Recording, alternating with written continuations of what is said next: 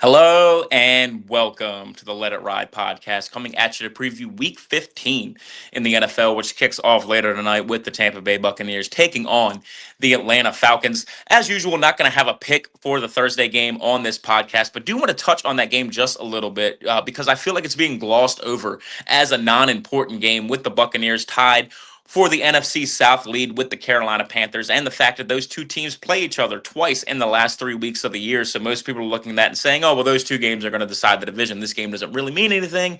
Not so fast on that front because they are also tied in the tiebreaker. Both teams 2-1 in the division. So were they to split the final two games of the regular season against each other, their games this week with the Bucks taking on the Falcons this Thursday and the Panthers taking on the Saints on Sunday. Those two games could decide the tiebreaker were they to split the final two games against each other. This game is very big for the Buccaneers. Do not gloss over this game. Tune in this Thursday. It could very well decide who wins the NFC South. But I digress. We're going to dive into the Sunday slate, try to get back on track after I had my worst week ever giving out picks. My best bets went 1-4. The teaser of the week also lost, so really need to get back on track. No one to blame but myself for last week's picks. Could have gotten a winner with the Bills. We catch the hook on that one. The Bills win that game by 5. We had the Bills -5.5, but kind of got lucky with the pick six and the later pick that led to a Bills touchdown. The Bills end up going for a 4th and goal and getting it. Looks like we might cover. The Bengals come back and backdoors with the touchdown. So you could say, oh, we got unlucky on that one, but really got lucky to be covering in the first place. So that was a dead loser on my part. What I'm really upset about is giving out the money line parlay with the Packers and the Chiefs. It's the first money line parlay I've given out all year. I usually stick to my guns. I give out my teaser. I give out my 5 straight bets, and I call it a day. I love the Texans last week. I love the Packers last week. Had I just taken those two teams against the spread, I'd be sitting here at 3-3. I wouldn't be talking about my worst week ever. So just need to get back to my roots here. Give out my 5 best bets. Give out my teaser. Call it a day. Hopefully we can get things back on track. We're going to dive in to Week 15 with the Chargers taking on the Chiefs. The Chiefs, a 4.5-point favorite at home. The over-under sitting at 41.5. This is a Chargers team that has not traveled well. They are 0-4 against the spread in their last 4 road games, including a blowout loss to the Jacksonville Jaguars a couple of weeks ago. This Chargers offensive line just cannot hold up against a good defensive front, with the Chiefs still have. And I know you might sit here and say, well, they won that game against the Eagles, who have a great defensive front as well, but it took 4 Jalen Hurts interceptions to win that game. Justin Herbert was running for his life in this game. The Eagles got 7 sacks in this game. They probably should have had upwards of 10 if not for Justin Herbert's escapability. He ends up running for 67 yards in that game, his highest total of the season. He leads his team in rushing, really just threw on his Superman cape and almost single-handedly won that game, along with his defense forcing all those turnovers against Jalen Hurts. But I don't think that's a formula that this Chargers team can count on, particularly playing on short rest in a hostile environment in Arrowhead. I think this Chiefs front is going to be able to get after Justin Herbert in this game. I think they run away with this game. You can look at what the Chiefs did last week, and yes, they lose that game to the Texans, but their defense really worked over a bad Texans offensive line last week. The Texans get out to that early 10-0 lead, and then the Chiefs defense really took over that game. They end up tying it, and the only reason the Texans run away with that game is because the Chiefs inexplicably go for a 4th and 1 in their own territory. If they had just punted that ball away, the Texans were not moving the ball at all in the second half of that game. I feel like they could have punted that ball away and ended up squeaking out a win in that game. Had they just not gone for it on 4th and 1 at your own 30. I know in this analytical era, we're talking about, oh, you have to go for it on 4th and short. That was a head-scratching decision by Andy Reid. I hate questioning one of the greatest coaches of all time, but that decision really lost them the game.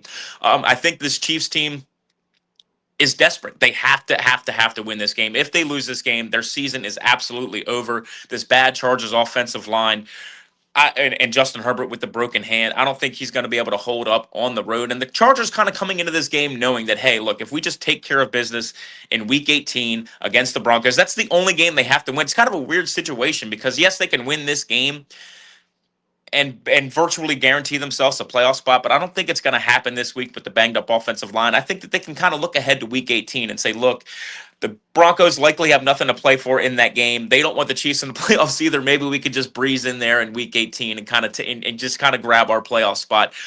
I think the Chiefs handle the business in this one, though. Give me the Chiefs -4.5. That is going to move us on to the Cardinals taking on the Texans. The Texans, a 9.5 point favorite at home. The over/under sitting at 42.5. 10 of 13 Texans games this year have gone under this total of 42.5. As the Texas defense secondary might be the best in the NFL. They allow the second fewest yards per pass attempt in the NFL. If there is a way to beat this stout Texans defense, it is on the ground. They are 11th in yards per carry allowed. Enter the Arizona Cardinals, who cannot run the ball at all. They are down to their third string running back, James Conner, injured earlier in the year. Trey Benson injured the game after that. So they're down to their third string running back. Trey Benson, by the way, came off IR, looked like he might return, but since he did not return this week, he is ineligible to play for the rest of the season. So the Cardinals going to have to go with their third string running back for the rest of the season. So this Cardinals team cannot run the ball. They are heavily reliant on Jacoby Brissett and this passing game with Michael Wilson, with Trey McBride, third in the league in passing offense. But like I said, they're going up against a very good Texans secondary, which allows the second fewest yards per pass attempt in the league. The Texans have also allowed 20 or fewer points in 11 of their 13 games. They've scored 23 or fewer in 9 of their 13 games. Those numbers are key. When the total's sitting at 42.5, you would need a 23-20 final score, at least to hit the over. So I'm grabbing the under 42.5 here, just grabbing this Texans under train, which has been paying dividends all season.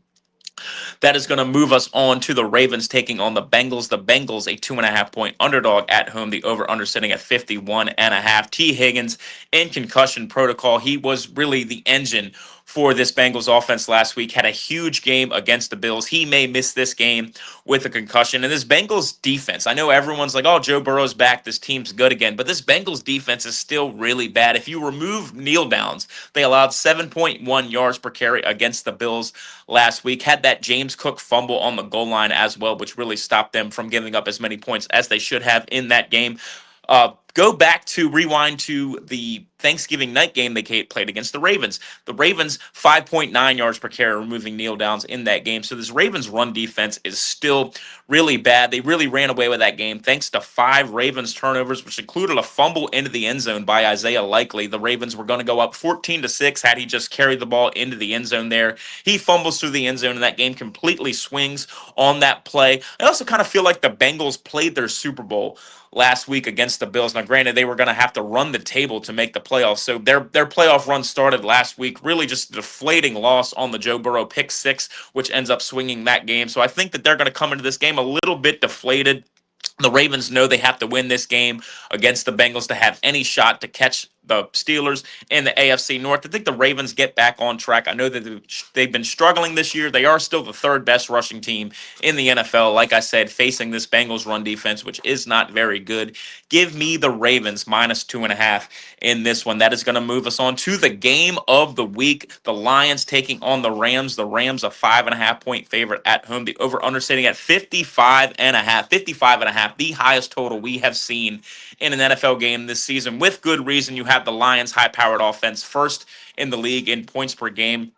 The Rams, no slouch of their own. They are 4th in points per game this year. But both of these defenses a little bit underrated. The Rams allowing just 17.5 points per game on the year. The Lions allowing just 23.4 points per game on the year. Both of these defenses top 6 in sacks. The Ravens allow the 7th fewest yards per pass attempt.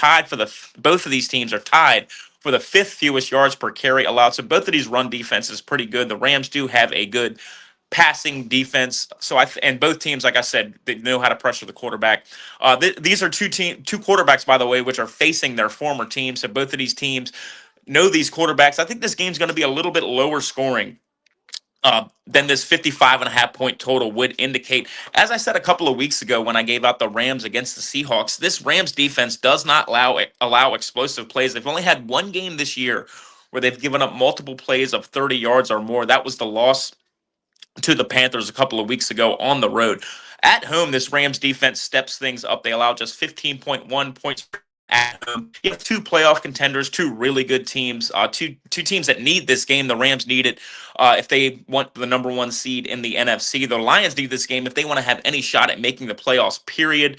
I think this game could be played a little bit tighter than people are thinking. So I think that the score is going to be a little bit lower than 55.5. Like I said, the highest total of the season. You could have a a 27-24 game, which is very high scoring, that's going to be well under this total set at 55.5. So I'm going to take the contrarian play here. Give me the under 55.5 in Lions Rams. That is going to move us on to the Dolphins taking on the Steelers in prime time. The Steelers, a 3.5 point favorite at home. The over under sitting at 42. This Dolphins defense has been playing well on their 4 game win streak. In those 4 games, 5.0 yards per pass attempt, 3.8 yards per carry allowed against the Jets. Just gave up 3 points in that game.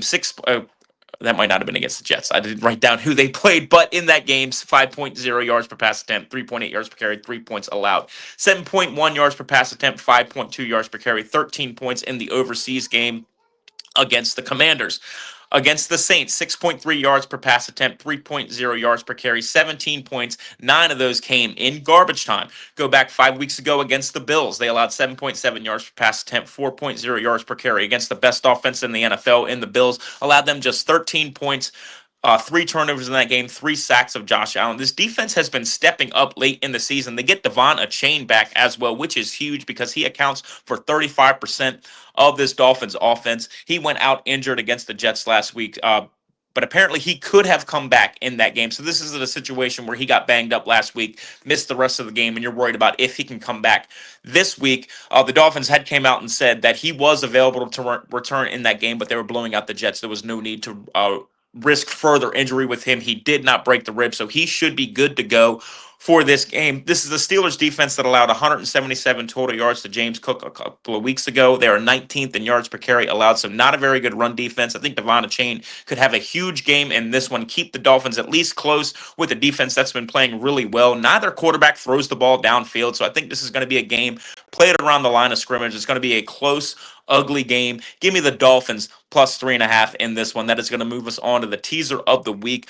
We're going to start the teaser of the week with the Saints taking on the Panthers. We're going to tease the Panthers up to plus 8.5. This is a game with a total set at 40.5.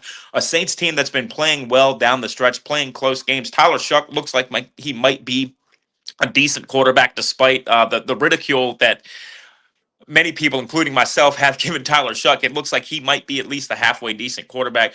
In a game with a total set at 40.5, those 6 points with the tease are much more valuable, as I always say. So going to tease the Saints up to plus 8.5, and we're going to tease the Broncos up to plus 8.5 against the Packers. That total set at 43, so a low total in that game as well. A very good Broncos defense. A Broncos team that has not lost by more than 8.5 points all season, and the Broncos team that has not lost at home all season. So this game in Mile High, I think that the Broncos can at the very least, keep this game close against the Packers, if not win it. So give me the Broncos plus 8.5, the Saints plus 8.5 for the teaser of the week. And recapping my top 5 picks, we're going to take the Dolphins plus 3.5.